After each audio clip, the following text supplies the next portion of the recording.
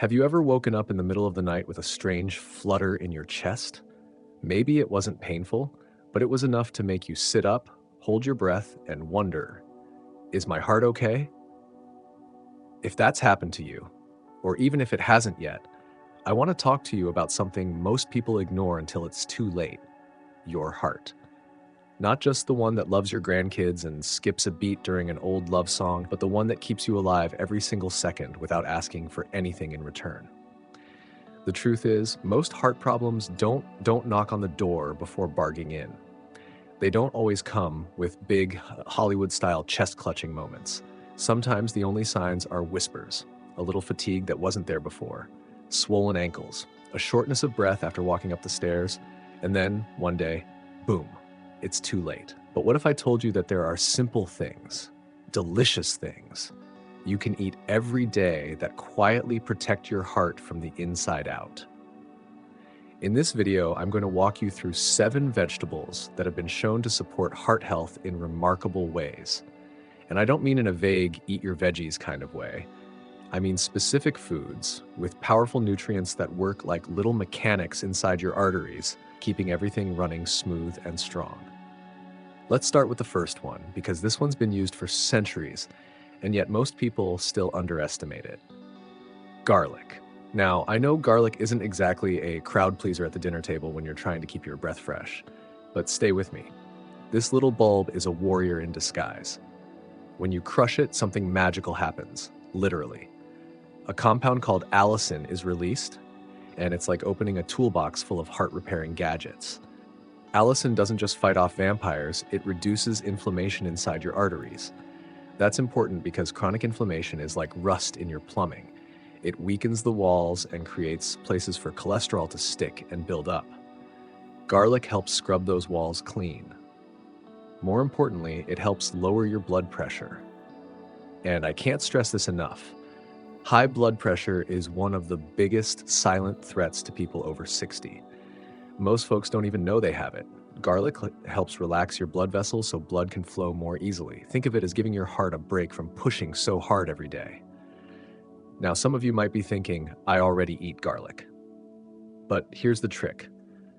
Raw or lightly cooked garlic has the most power. That means adding crushed garlic to your salad dressing or stirring it in at the end of cooking instead of blasting it on high heat.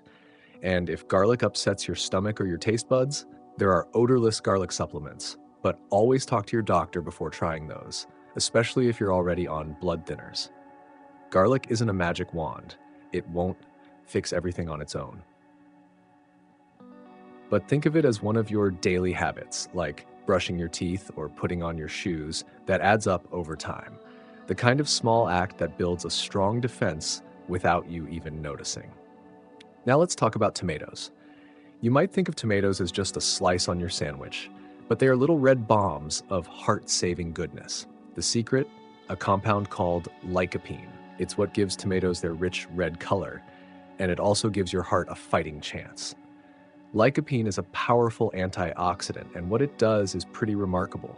It helps prevent bad LDL cholesterol from oxidizing. You know how an old car gets rusty when it sits in the rain? That's kind of what happens to cholesterol inside your arteries. It oxidizes, sticks to the walls, and eventually causes blockages. Lycopene keeps that from happening. But here's a fun twist. Cooked tomatoes actually give you more lycopene than raw ones. So go ahead and make that tomato soup, slow simmered sauce, or roasted veggie tray. And if you add just a touch of healthy fat like olive oil, you'll absorb even more of it. Tomatoes also pack potassium, which is one of the best nutrients for managing blood pressure. It works by helping your body get rid of excess sodium, which is a big deal if you've spent most of your life enjoying salty foods. No judgment, we've all done it. Plus, tomatoes are so versatile. Whether you're tossing them into a salad, blending them into a smoothie, or cooking them into a stew, they're one of the easiest ways to add flavor and function to your meals. Let's move on to a green you've probably seen your whole life, but might not be eating enough of. Spinach. Now, don't let those cartoon muscles from Popeye distract you. Real spinach is a heart helper in its own right. What makes it special is its nitrate content. When you eat spinach, those natural nitrates get converted into nitric oxide, which relaxes your blood vessels and helps everything flow better. It's like giving your arteries a spa day. Spinach is also full of antioxidants like lutein and quercetin, which help neutralize free radicals. That's important because free radicals are like little troublemakers that cause inflammation and damage inside your blood vessels. Over time, that damage can lead to heart disease. Here's the thing though, most people overcook their spinach until it's a soggy, flavorless pile. That's a shame because fresh spinach in a salad or lightly sautéed with garlic and olive oil can be downright delicious and nutrient-rich. But let me offer a word of caution. If you've had kidney stones or you're on blood thinners, talk to your doctor before loading up on spinach. It's rich in oxalates and vitamin K, which can interact with certain medications. Balance is key. Still, for most people, spinach is a gentle, tasty powerhouse that can sneak into smoothies, omelets, and even soups. It's an easy way to give your heart the nutrients it needs without turning your whole diet upside down. Let's stop here for now. This is the end of part 1 covering garlic, tomatoes, and spinach. Let me know when you're ready and I'll continue with part 2. Would you like me to proceed? Sometimes it's not the big flashy purchases that weigh us down. It's the tiny ones, the ones we don't even remember saying yes to. A $12 charge here, a $7 charge there. And before you know it, there's a slow leak in your bank account you can't quite plug.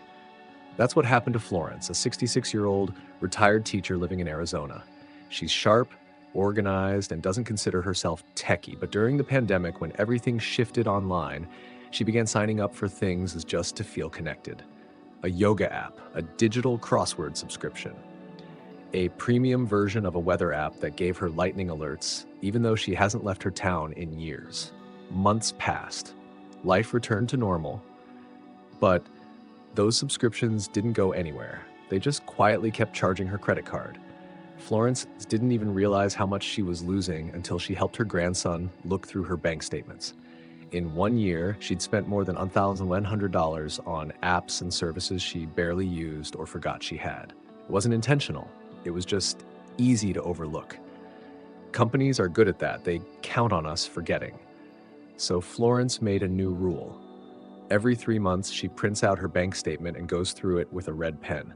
She asks herself, do I use this? Do I even remember signing up? She's since canceled over a dozen things. That money now goes into what she calls her happy jar, an envelope that funds impromptu picnics, fresh flowers for her kitchen table, and an upcoming road trip to Santa Fe. You see, it's not about being stingy. It's about being mindful. Every dollar has a purpose. And when you choose how to spend it, not just let it drift away, you feel more in control of your life. Now let's talk about something that doesn't come in a box or app, but feels just as tempting. The dream of striking it rich, the quiet thrill of a lottery ticket. Elaine, 69, used to call it her tiny rebellion. Every Friday, she'd drive down to the gas station, buy 2 scratch-offs and a Powerball ticket. It was just a few bucks. Nothing major. And at first, it felt harmless, hopeful even. She'd daydream about what she'd do with the winnings, pay off her daughter's mortgage, take her sister to Italy, start a small animal rescue. But over the years, those small purchases piled up. Elaine never kept track until one afternoon, cleaning out a drawer, she found a pile of old tickets, dozens of them. She sat down, calculator in hand, and started doing the math. Over $4,000. Now, $4,000 may not sound life-changing, but it could have paid for a new water heater, a beautiful stay at the beach, or a full dental procedure she'd been putting off. Elaine didn't beat herself up, but she did shift her perspective. She took a mason jar, labeled it My Real Luck, and started placing the $10 she'd normally spend on lottery tickets into it each week. After 6 months, she had over $250. She treated herself to a weekend at a cozy lakeside cabin, just her and her journals. She said it was the best jackpot she'd ever had. The lesson here isn't that lottery tickets are evil.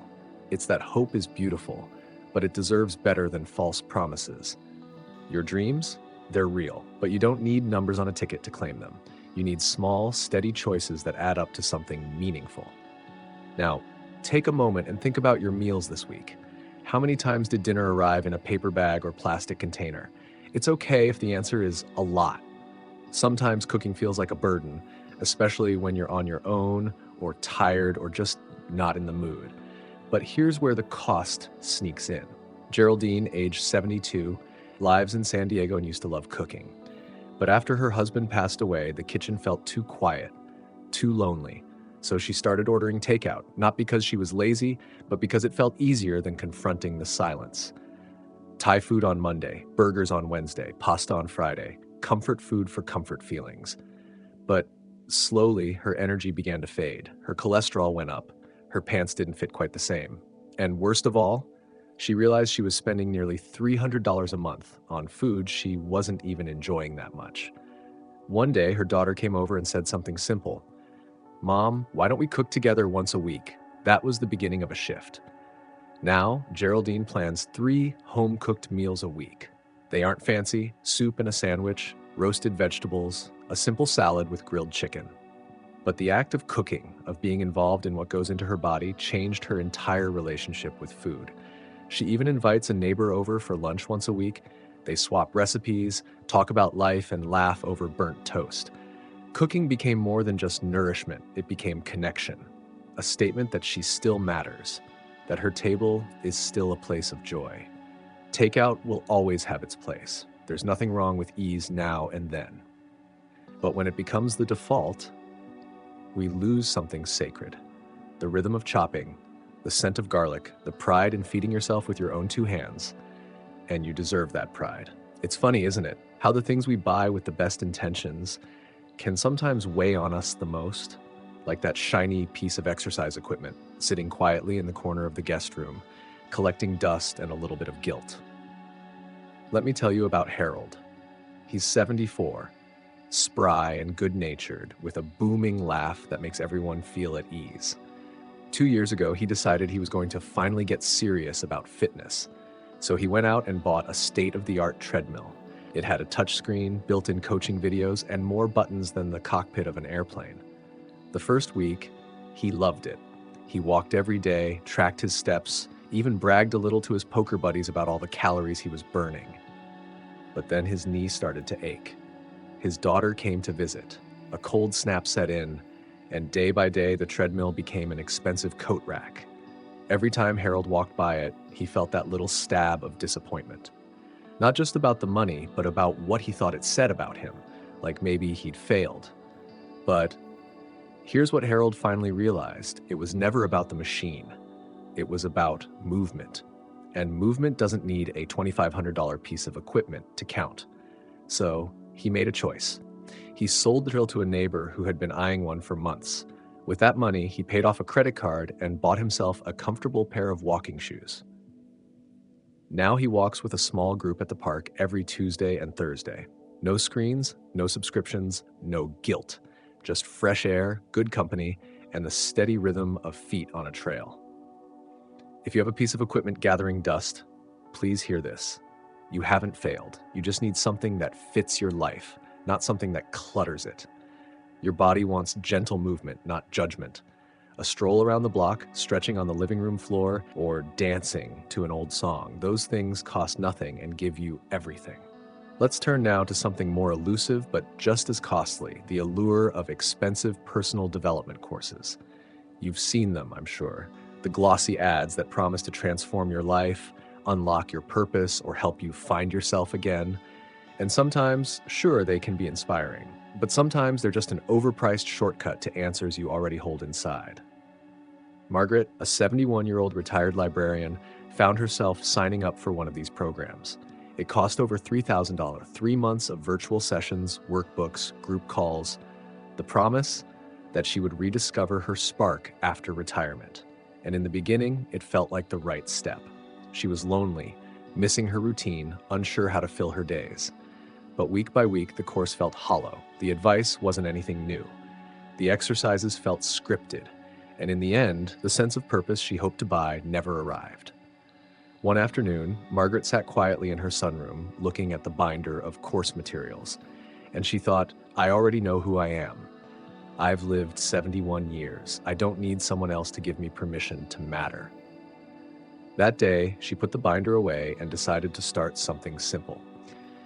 She joined a free book club at the library. She volunteered to read to children once a week. She began tutoring a neighbor's granddaughter who was struggling with her English essays. Within weeks, she felt more alive than she had in years. No credit card required, just connection, contribution, and a sense of belonging.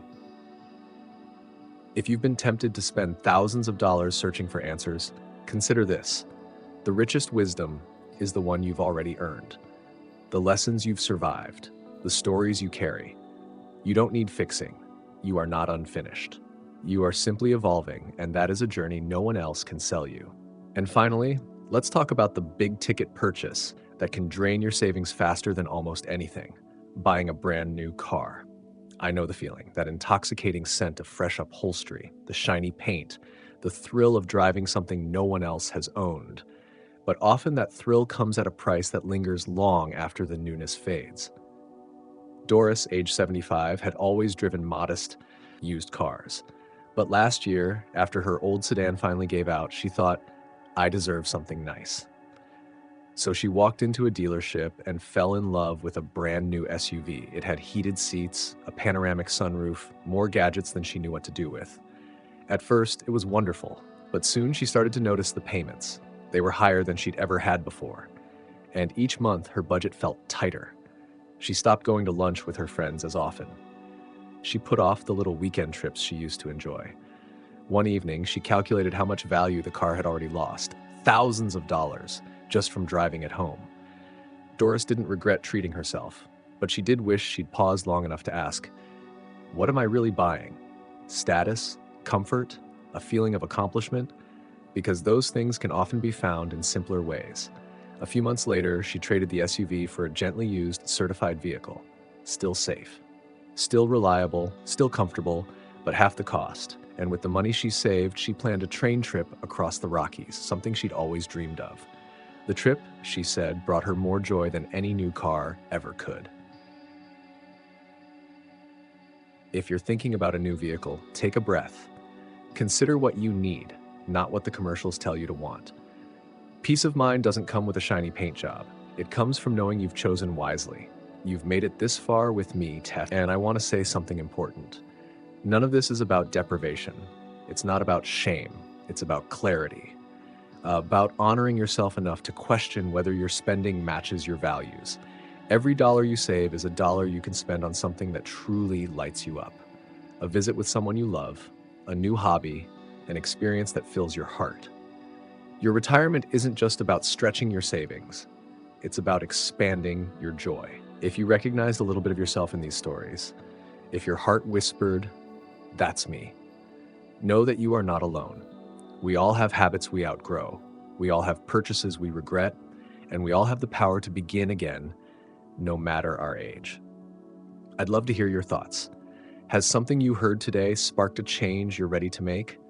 Maybe there's a habit you're ready to release or a new intention you want to set. Share it in the comments. You never know who else might feel inspired by your courage. If this conversation brought you a moment of comfort, please consider liking this video and subscribing to the channel. It helps more than you know, and it helps me keep making content that supports you in living your fullest, freest life. Until next time, take gentle care of yourself, spend wisely, live joyfully, and always remember, the most beautiful investment you can ever make is in the life that still lies ahead.